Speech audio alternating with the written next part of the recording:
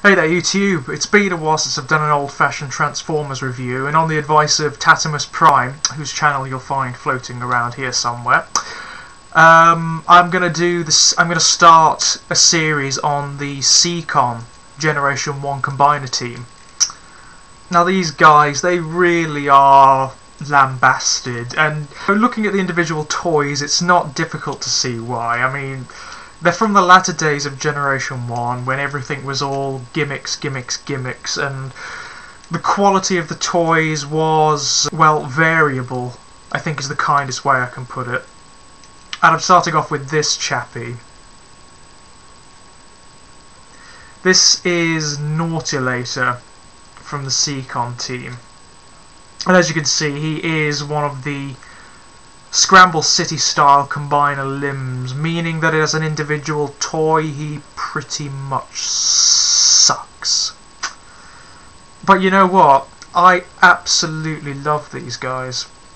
All of them. I know that they're crap. In fact, even as the Scramble City combiners go, these guys, the limbs anyway, are shockingly bad, particularly in robot mode.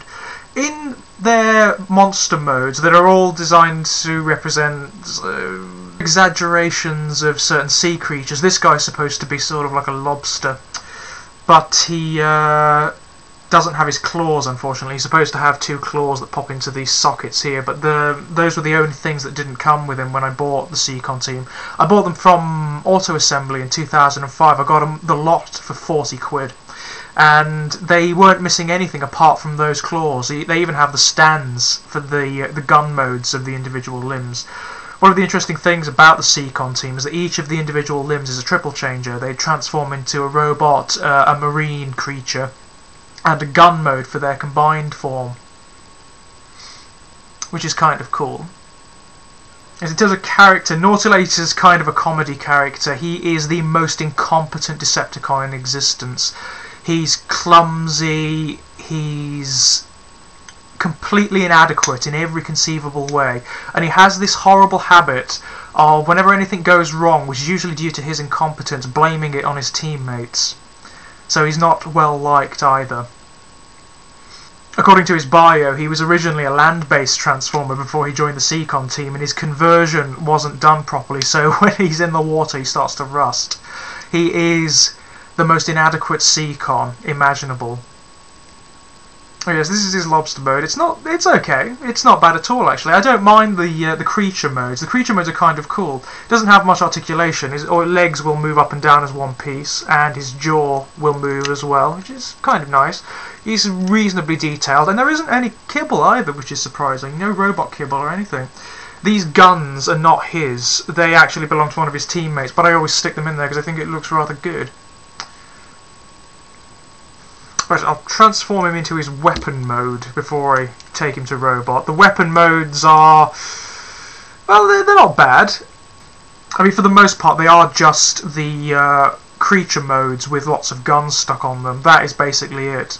That's Nautilator's cannon mode, which their combined form, Piranacon, one of the worst named Transformers ever, in my opinion, which is a shame because he's bloody good for a combiner. He's quite excellent. Piranacon can hold this, as he can all of the Seacons in their weapon modes, which is fantastic. He's a multiple target master. And it looks quite cool, actually. It does look very threatening, and it's very, very big as well. That's nice. Right then, onto his robot mode, and I'm not even going to bother speeding this up, to be quite honest, because the transformations of these guys it's so simple. Even for a combiner limb, it's simple.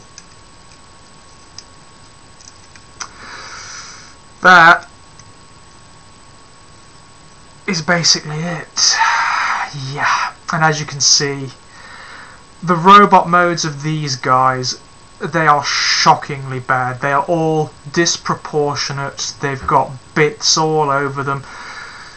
I mean, look at that kibble. He's made up almost 90% of kibble. There's the head, the legs, and the position of the robot head is very, very strange. It's very far back, despite the fact there's a huge cavity there, and they could have very easily designed it so that head would have just slid forward, and that would have improved the look of him quite a bit. As it is, it just sits back there, and he has this huge, huge torso that makes him look rather fat, and these tiny little stubby arms. But you know what, I like him. I like him a lot. I like all of the Seacons, quite frankly. He's cute, and he's very Generation 1. Very Generation 1 indeed. And you know, if I'd got him as a kid, I know I would have loved it. I'd have loved it because it's a monster former, and I like Transformers that turn into beasts or monsters or whatever.